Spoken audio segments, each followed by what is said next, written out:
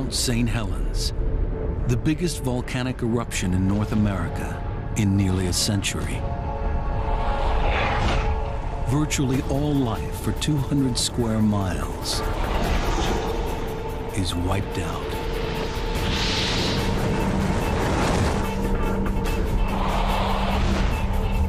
It seems impossible that life could ever return to this barren wasteland. We found that a lot of our conventional wisdom was just flat wrong. In recent years, there are ominous signs. The volcano is awakening. These things were like skyscrapers that were being shoved out of the ground. They were literally that big. A 30-year quest to understand one of the most complicated volcanoes in the world is revealing new mysteries deep inside the mountain. We don't know whether it's going to erupt explosively again in 2 years, or in 20 years, or in 200 years. Is Mount St. Helens preparing to erupt again? Right now on Nova. Mount St. Helens, back from the dead.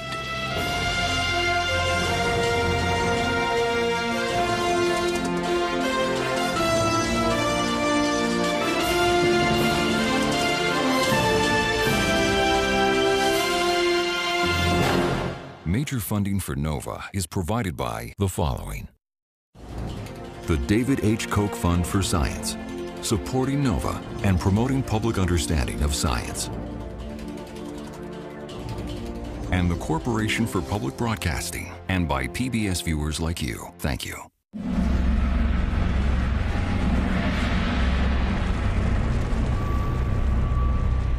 October 2004.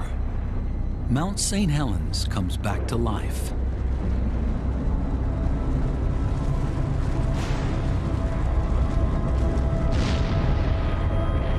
Steam and ash spew from the crater on the mountain's summit.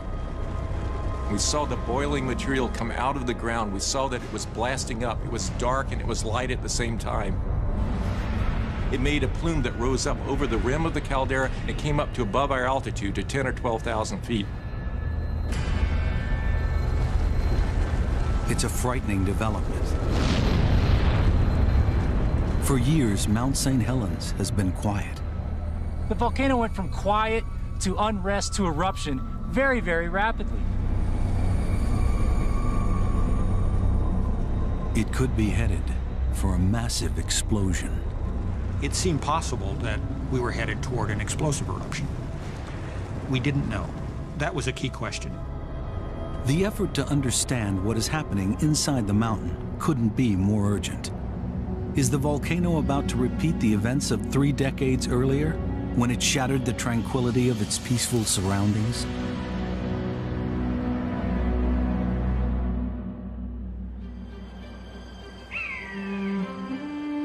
Spring 1980.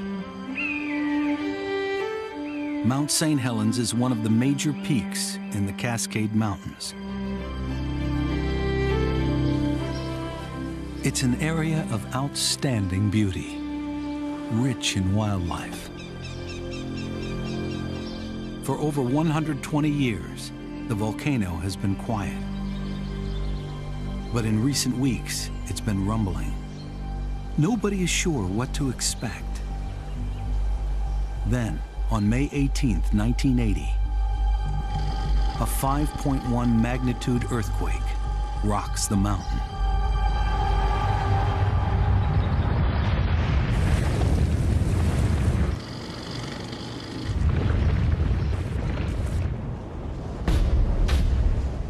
Within 10 seconds, the volcano's northern flank collapses in the largest landslide in recorded history.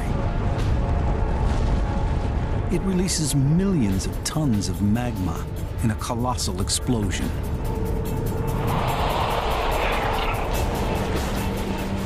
A cloud of searing gas and rock, known as a pyroclastic flow, races over the surrounding countryside.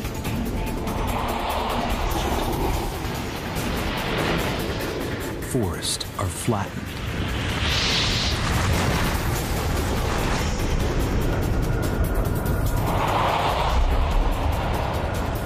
4 miles below the summit, an enormous lake is choked with debris.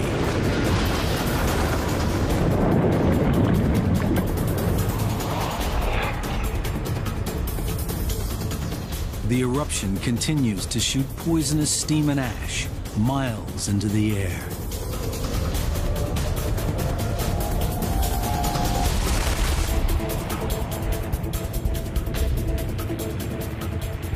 It was just, again, astounding is the best word to describe what happened in 1980 here at Mount St. Helens.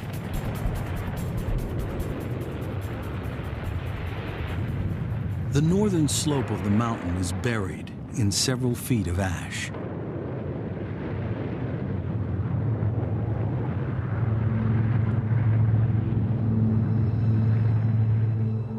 Virtually all life is extinguished. 57 people are dead.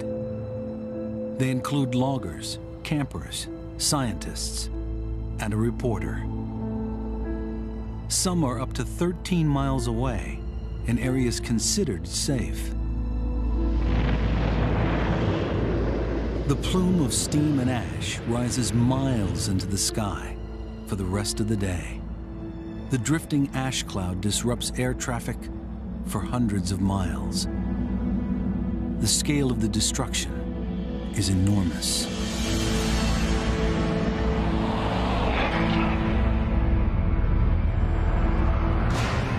Across more than 200 square miles, the surge of ash and rock incinerates trees.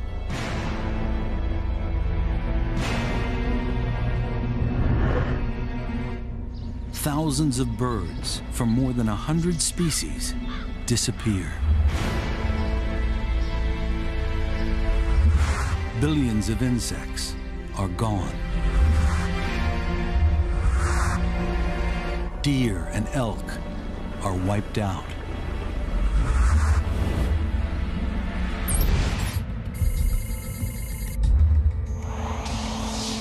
This vast area of devastation becomes known as the blast or blowdown zone. Nearer the crater, ash and rocks from the landslide litter the northern slope of the mountain.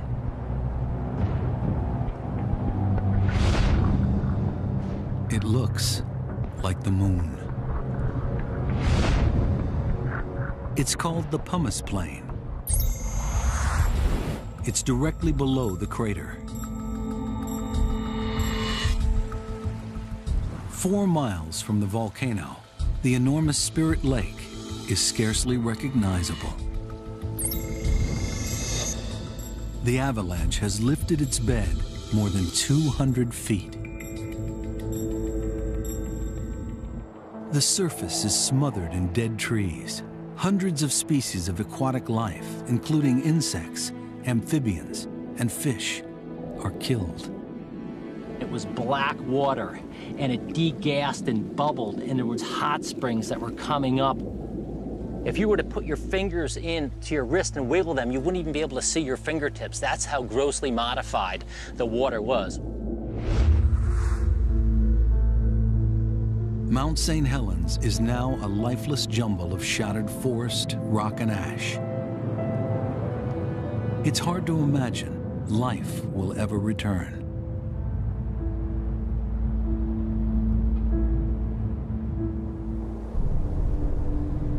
The eruption was so powerful, it altered the shape of the mountain.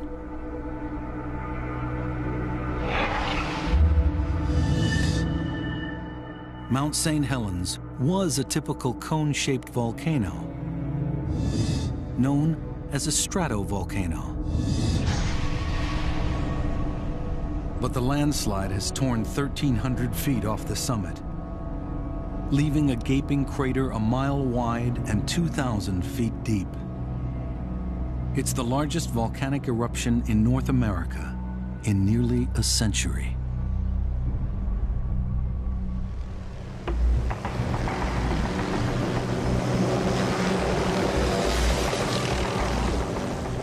Weeks after the eruption, scientists arrive at the crater. The volcano is still steaming and rumbling. It's a new and unfamiliar world. One of the first to arrive is Dan Zarishin. There's a tremendous amount of steam, and you can see that it was very hot. You didn't see red lava oozing out of the ground. You didn't see fantastic fire fountains. There was this constant background roar of rocks cascading down the crater walls. Occasionally, a very large rock, the size of the helicopter, would come bouncing down, and you could watch it. And it was almost slow motion because the crater was so large. More than 500 years ago, two massive explosions took place within 2 years of each other. They were nearly 4 times larger than May 1980. The mountain sits on one of the most active seismic zones in the world, the Pacific Ring of Fire. A vast arc of volcanoes running for thousands of miles. It's home to some of the biggest and most dangerous volcanoes active today.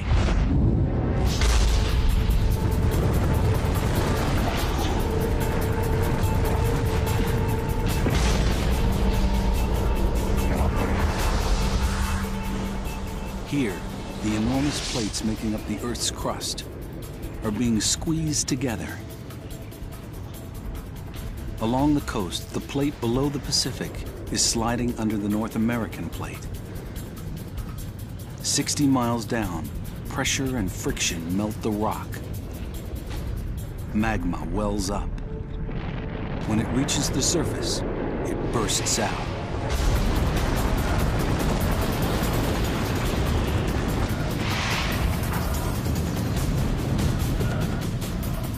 But there are still many unanswered questions. Scientists' understanding of what triggers an eruption this massive is incomplete. And given the scale of destruction, they need to find a way to predict when it might happen again before it's too late.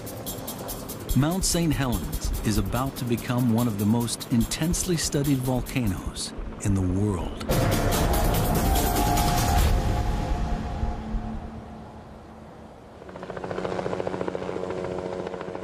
The mysteries are not just geological. Biologists want to know if any life has survived and what its future will be.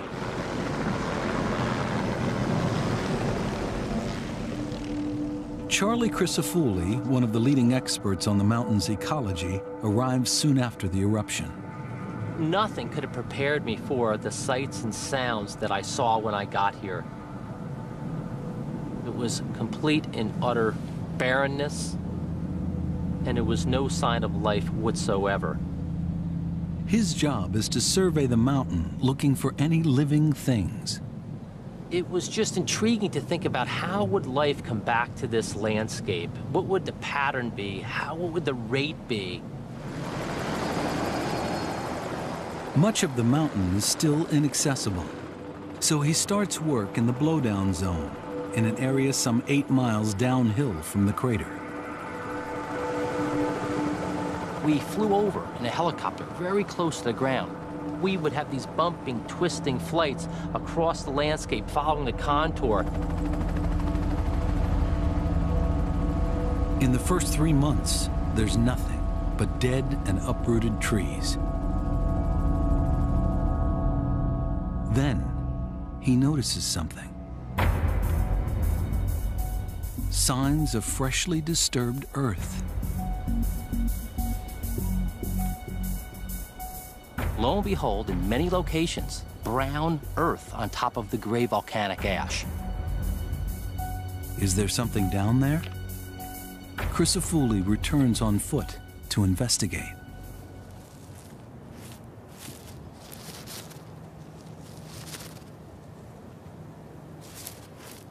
There, emerging from the ash, is a tiny burrowing animal.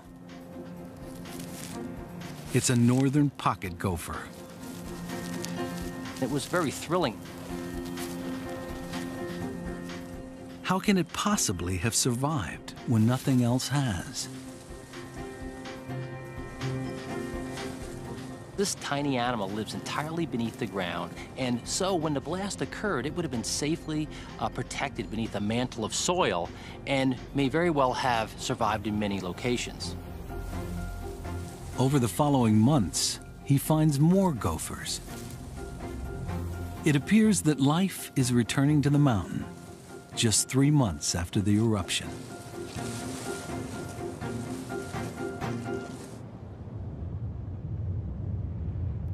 By fall, the volcano is still active. Plumes of steam and ash continue to shoot thousands of feet into the air. But something else is happening too. The crater floor appears to be moving. Is the mountain preparing for another major eruption? We would sometimes notice a crack that hadn't been there the day before. And by the end of the day, the crack was larger. And you realize that the ground was moving beneath your feet. It's an unsettling experience to stand on the floor of a volcano that's visibly moving. If you stood and looked very, very, very carefully with a reference point in the background, sometimes you could see it move, but just barely. The scientists set up a time-lapse camera on a nearby ridge.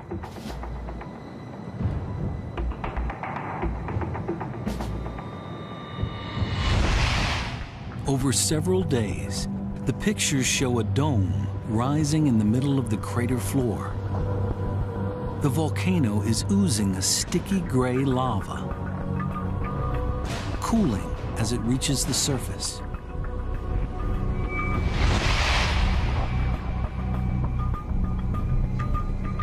Over several months, the dome grows larger.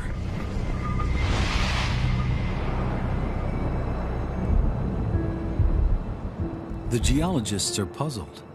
What is going on inside the mountain? Is Mount St. Helens simply rebuilding its summit, or is it about to blow up? We didn't know what might come next, whether the lava might continue to grow for many years, or even decades or centuries. And we didn't know if there might be explosive eruptions in store. Then, winter closes in, restricting access to the mountain. The scientists' work is limited. Answers will have to wait until spring.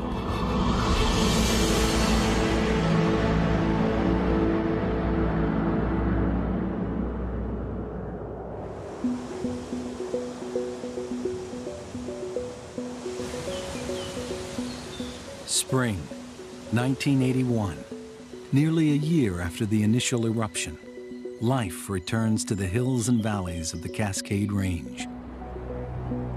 But on Mount St. Helens, the devastation of the previous year is still obvious. Despite the danger, Crisafulli moves closer to the active volcano's core. The pumice plain is buried in several feet of coarse ash. It's a dusty, barren wilderness. Life seems impossible. This is an area where super hot incandescent flows came down and killed all life that was here.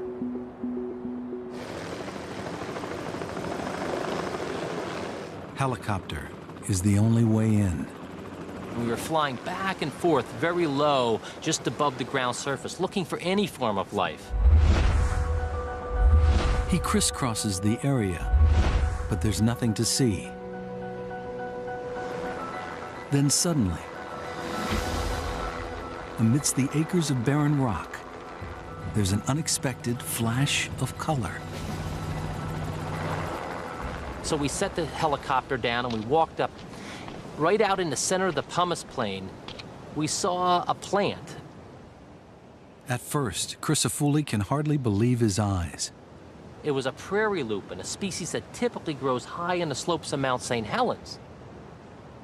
It's not only growing, it's flourishing. Not only had the plant established, but at that point was in full flower. And it was quite remarkable. When we saw the first one, we were very surprised. It's only 4 miles from the volcano's crater. It's the first sign of life in an area where everything has been extinguished. But how has the plant managed to grow in such a barren area? The answer is a special root structure that provides its own fertilizer. These are little factories where a bacterium works with the plant and provides nitrogen to the plant. In return, the plant provides the bacterium with simple sugars that it fixes through photosynthesis. And so this is a great relationship where you scratch my back, I'll scratch yours. This special process means lupins can grow in even the most inhospitable terrain. The lupin, like the gopher Charlie found earlier, is a pioneering species. It's really important in landscapes like Mount St. Helens because the volcanic material that fell in the ground tends to be really nutrient poor. The conditions are difficult, but can the lupin pave the way for other life to follow?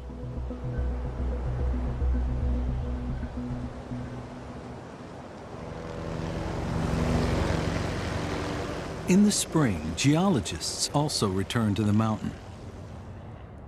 During the winter months, lava has continued to ooze out of the crater floor. The lava dome has grown several hundred feet taller and doubled in diameter. It's still a hazardous place. When I stepped out of the helicopter in 1981 on the crater floor, steam was actively rising off the growing lava dome.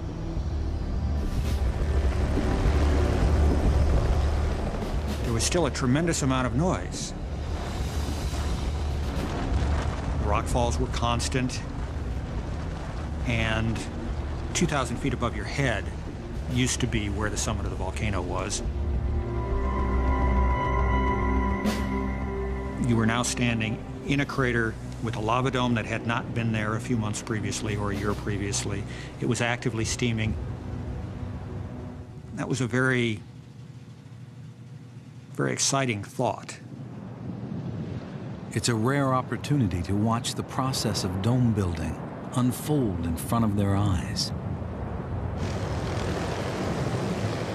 The geologists set up instruments to monitor what's going on, including seismometers that can detect tremors set off by lava as it forces its way through the rocks. They place a series of these as close to the lava dome as possible.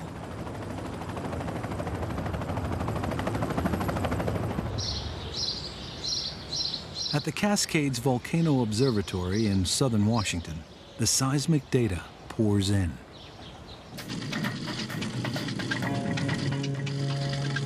A seismic record like this records any vibration of the ground. So we can see real rock-breaking earthquakes, we can see rock falls. It's our job to try to understand what all those signals mean in terms of what the volcano might do. The first traces reflect extreme activity. Here you see the record is almost continuous. One earthquake after the other. Bang, bang, bang. The seismic signal is essentially continuous.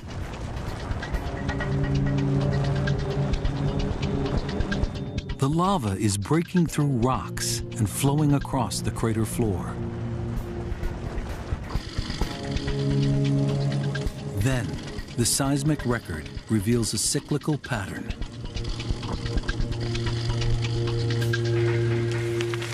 For periods of weeks to months, earthquake activity in the crater would be pretty quiet. The lava is no longer flowing. And then a few days later, we might see a pattern like this, more and more of these very sharp earthquakes. It's the sign of lava on the move again, forcing its way through the ground.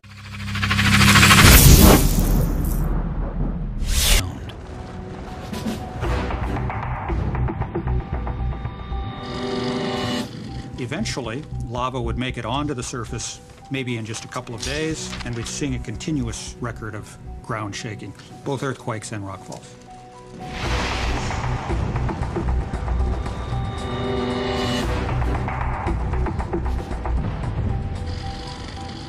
Then, after a period of dome growth that might last a few days or a few weeks, it goes quiet again. That episode is ended, and the pattern begins itself over. This cycle of dome building continues for the next 5 years. The pattern is so regular that when the cycle begins, the scientists can accurately predict what the volcano will do next. When the first rock-breaking earthquakes occur, they know it's only a matter of days or weeks before the lava starts to flow again. At one point, the dome reaches nearly 1,000 feet, almost as high as the Empire State Building. Then, in late 1986, the seismographs go quiet.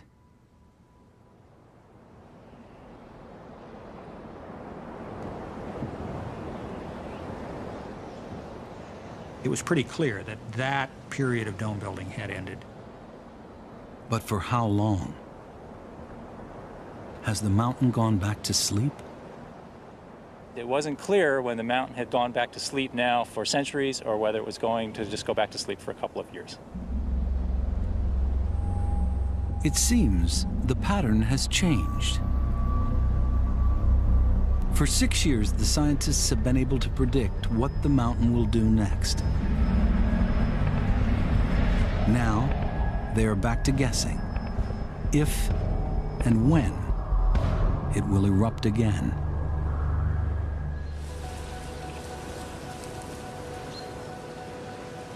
But even if the volcano has gone to sleep, the wildlife continues to bounce back.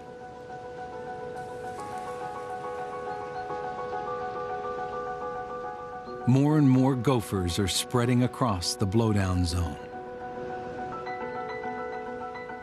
Lupins are colonizing the pumice plain. And what's happening at Spirit Lake is remarkable.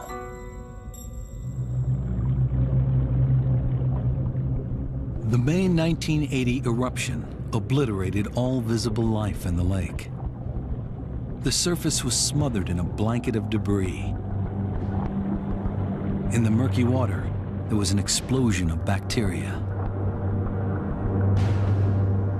There were a couple of species of pneumonia that were described, and also the disease, the bacteria that causes Legionnaire's disease, Legionella.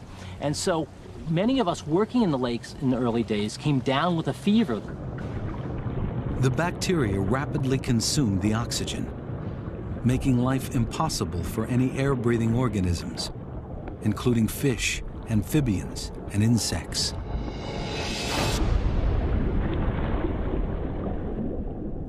We said it's going to be decades and decades before this resembles anything like a typical lake in the Cascade Mountain range. Well, we were surprised because that's not exactly what happened.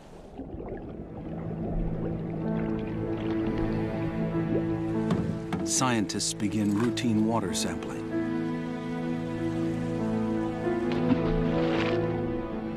It's a unique opportunity to see if and when life will return from the dead. At first, there's nothing. But as the debris settles, the water clears. Light levels improve. Then, 3 years after the eruption, there's a crucial discovery. Microscopic plants. They're phytoplankton, plants that turn sunlight into oxygen. They've been brought in by birds or blown in by the wind. They are the basic building block of aquatic life. Over the following months, as light levels continue to improve, the plankton population grows.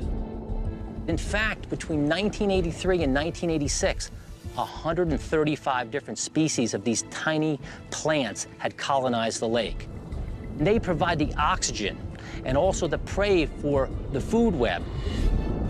Sunlight, oxygen, and food. Several years after its complete destruction, Spirit Lake is coming back to life.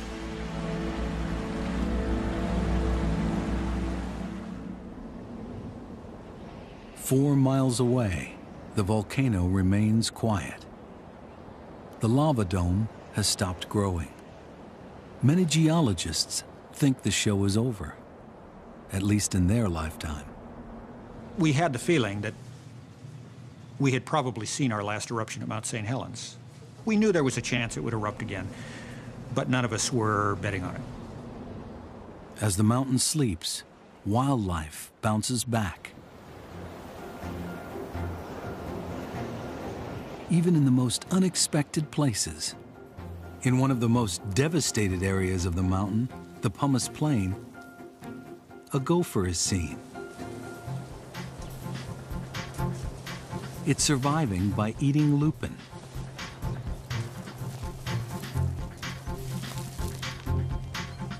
Lupins provide the food. Gophers enrich the pumice by burrowing their way through the ash. They mix in fresh soil and help new plants to spread.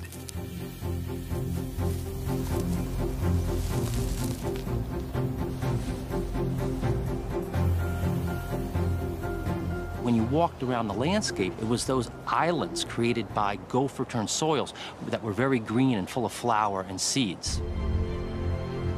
The gophers also play another role in helping wildlife spread. Crisafulli finds a salamander in a gopher's tunnel. What's interesting about the gopher is they create kilometers of underground tunnel systems.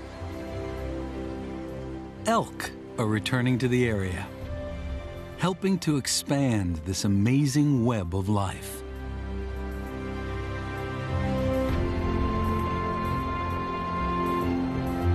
When elk move across the landscape, they collapse the tunnels, creating entranceways that salamanders and other amphibians can get access to.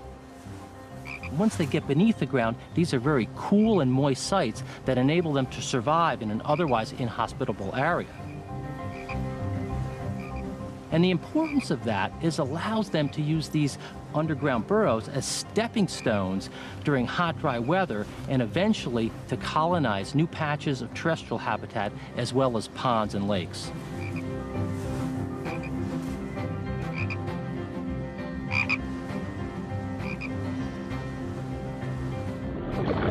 Spirit Lake now teems with amphibians.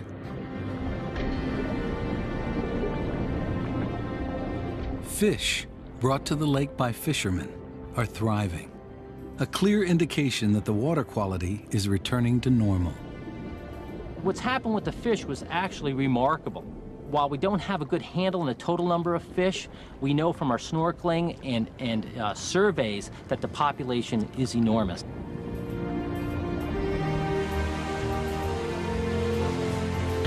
Spirit Lake is beginning to resemble a typical mountain lake. Just over a decade after the eruption, life is flooding back to the slopes of Mount St. Helens. The rate of recovery is far faster than anybody had expected. Clearly, our understanding of the ability of these organisms to disperse was greatly underappreciated. We found that a lot of our conventional wisdom was just flat wrong.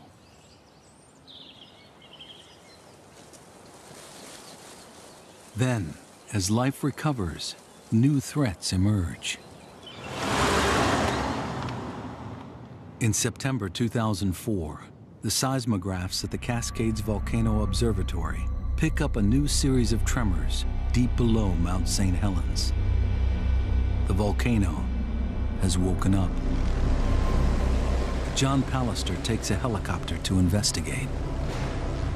You could see the absolute beginning of the eruption. It was unusual, really unusual, to just happen to be there in a helicopter, the crater rim on the upwind side, so the plume was going away from us.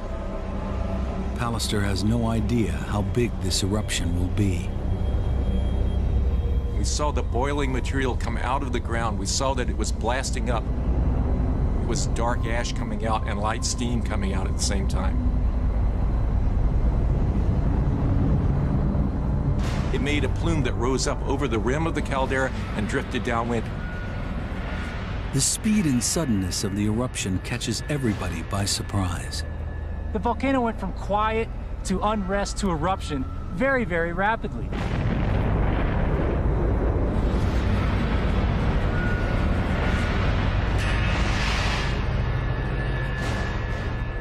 During the next 2 weeks, there are 3 more eruptions of steam and ash. No one knows what will happen next. It seemed possible that we were headed toward an explosive eruption. We didn't know. That was a key question. Then, after 14 days, the seismographs quiet down.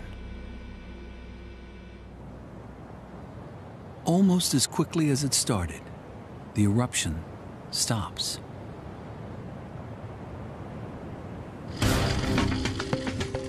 But then something strange happens. Over the next few weeks, the seismographs pick up a new pattern of tremors the geologists have never seen before.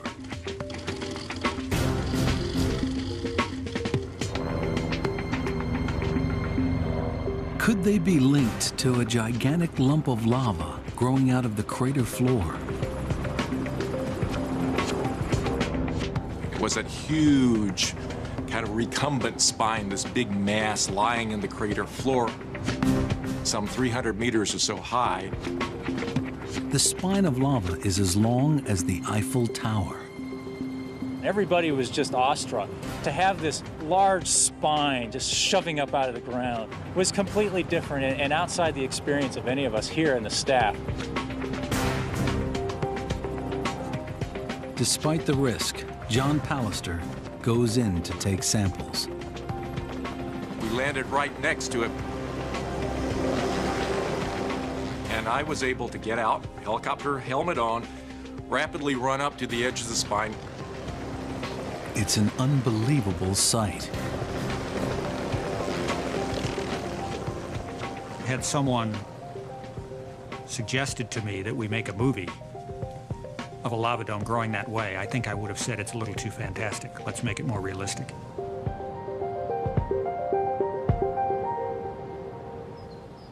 At the observatory, where geologists have been puzzling over the strange seismic traces, they now realize what they are.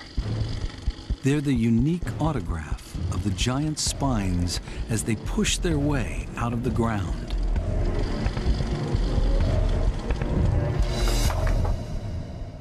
This is the seismic signature of solid blocks of rock grinding their way through the volcano, coming out onto the surface.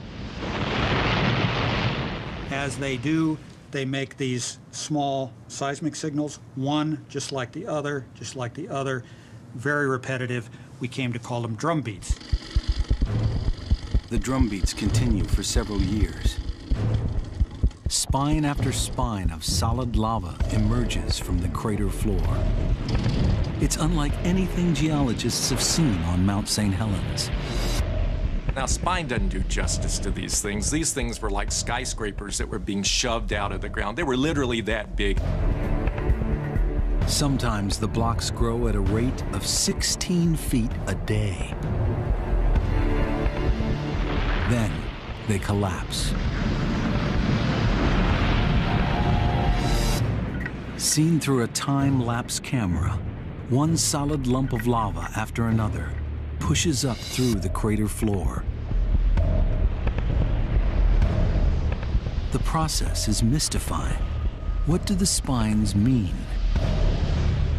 Why was the eruption in 2004 so different than the style of eruption in the 1980s?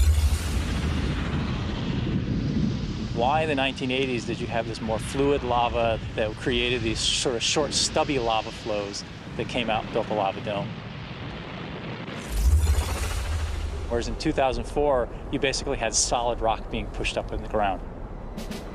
There's one urgent question. Is the volcano building up to another major eruption? Trying to make sense of what was going on was a challenge. Trying to understand how the eruption was going to progress was a challenge.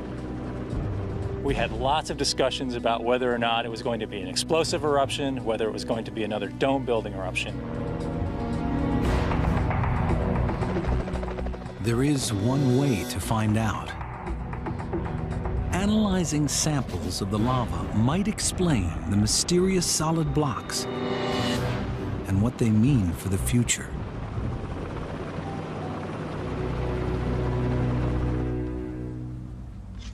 At the Volcano Observatory, John Pallister compares lava from the spines with samples taken from previous eruptions.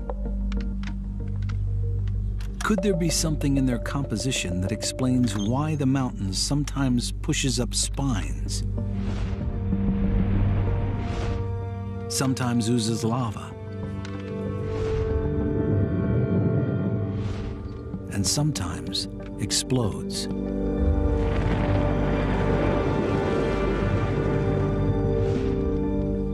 Pallister begins with a sample of the lava that erupted so explosively in May 1980. He's immediately struck by the large areas of blue. Okay, so what's important about this 1980 rock is the abundance of this blue area, and that's basically bubbles. Now that's not a mineral, that's just open space in the thin section. That's where gas bubbles were. This sample would float in water, it had so much gas in it. The gas comes from water, a component of the magma. As magma rises, changes in pressure turn the water into gas. The gas pressurizes the magma. It's what gives volcanoes their explosive force. 1980 had a lot of gas in it, so it exploded, tore itself apart in a tremendous explosive eruption.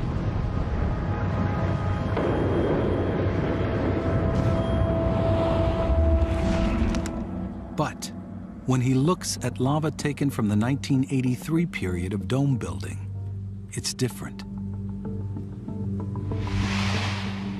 There is much less of this open space, of the gas filling space in the rock. The 1983 lava behaves like a bottle of soda going flat.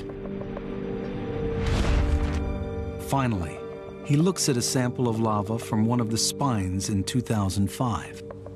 I don't see any blue space, any of that. Oh, there's just a little bit, but dominantly it is lacking in space. It's a gas-poor magma, except, in fact, almost none. There's just enough gas to push it to the surface. But by the time it gets there, there's nothing left. So this one came up slow, and it made sticky, solidified spines instead of making either lava flows or an explosive eruption. It's a crucial insight. The amount of gas determines the nature of the lava and the force of the eruption. It all comes down to the gas budget for the eruption. Is it going to fizzle, or is it going to explode? Suddenly, the mountain's behavior makes sense. The spines are a sign the magma under Mount St. Helens is running low on gas. Then, in 2007, as if to confirm this new insight, the familiar drumbeat seismic traces vanish completely. No more spines appear. The lava below the mountain has finally run out of gas.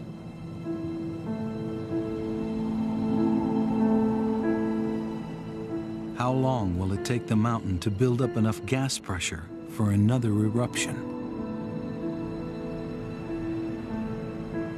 I I think that's the most important question we have to answer. How long does it take to build up the gas necessary to drive an explosive eruption? That's now the question they need to answer.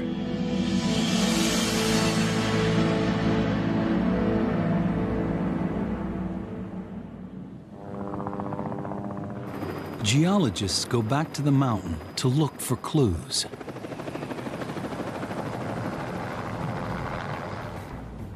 The eruption in 1980 took the top off Mount St. Helens, leaving its history exposed in the rock walls of the crater.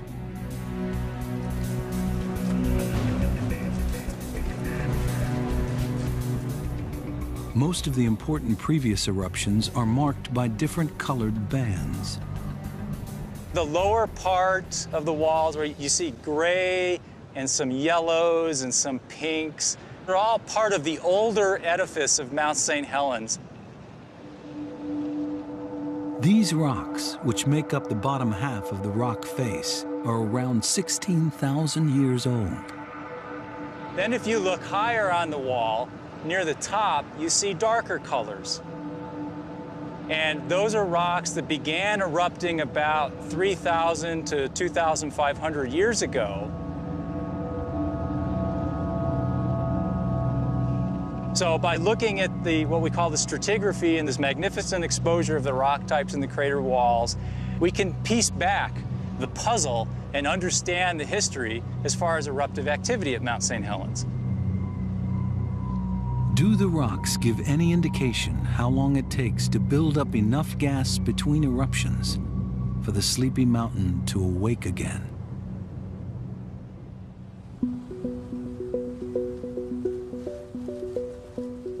John Pallister sorts and categorizes rocks from earlier eruptions.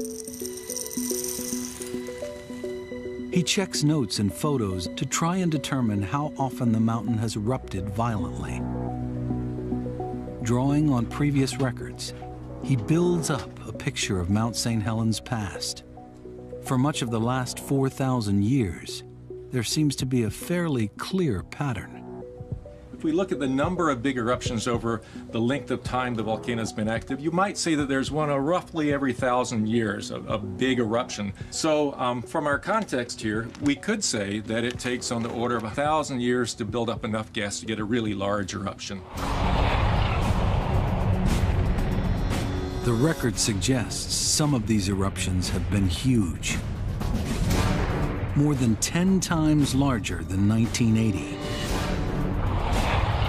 Potentially enveloping vast areas of Washington and Oregon. But that would imply that the next really big one isn't due for about another century.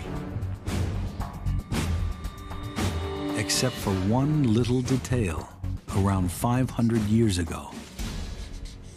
In 1479 AD and 1482, there were two very large eruptions.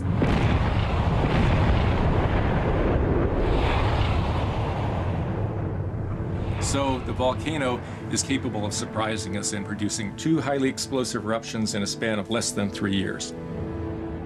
Both these eruptions were much bigger than May 1980. There is no straightforward pattern.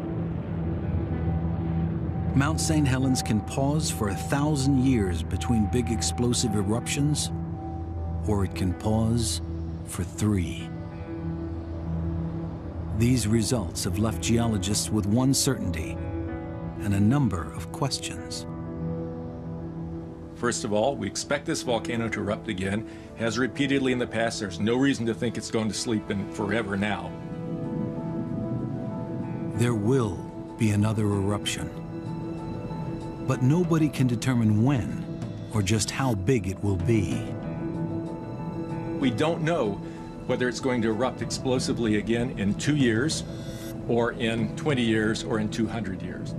That's an area that needs a lot more work, a lot more research to understand, and it is of fundamental importance to being able to forecast and to save lives and to save property.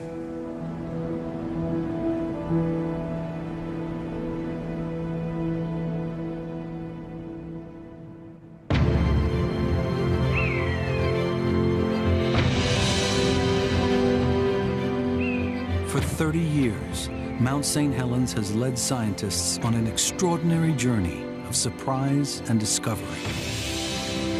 When they surveyed the destruction in the early 1980s, nobody could have predicted the speed with which life has returned. It was another form of an eruption. It was an eruption of nature. Nature marched back with a vengeance. Mount St. Helens has revealed a rich and complex web of life that has never been documented before. Today, the slopes of the mountain are a living testimony to the miraculous ability of nature to return from the dead. Each time you would come out here and there would be a surprise. Something would be unveiled, something that you hadn't seen before. Perhaps it would be a new species of spider or a new species of beetle.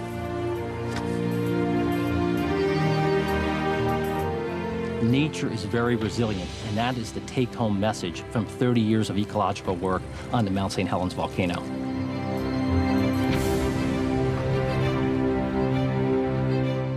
But as nature bounces back, the mountain still broods overhead. It's like a ticking time bomb waiting to destroy life all over again. Based on the history of this volcano, we know it's been extremely active, and it's not a matter of whether if it will erupt again, it's a matter of when it will erupt again. When will it reactivate? When will it reawaken? These are questions scientists are still wrestling with. We have yet to find a silver bullet, a magic thing that we can measure that tells us when the volcano is going to turn on. Mount St. Helens will erupt again. The only questions are when and how big that eruption will be.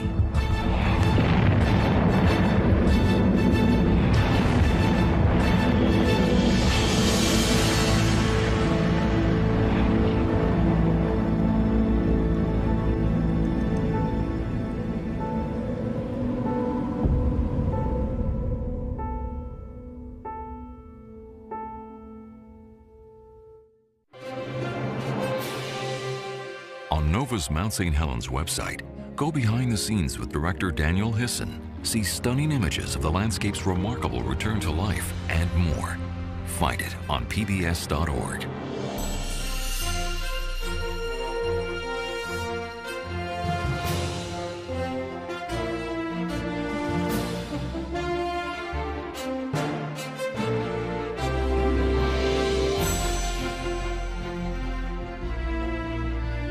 This NOVA program is available on DVD at shoppbs.org or call 1-800-PLAY-PBS.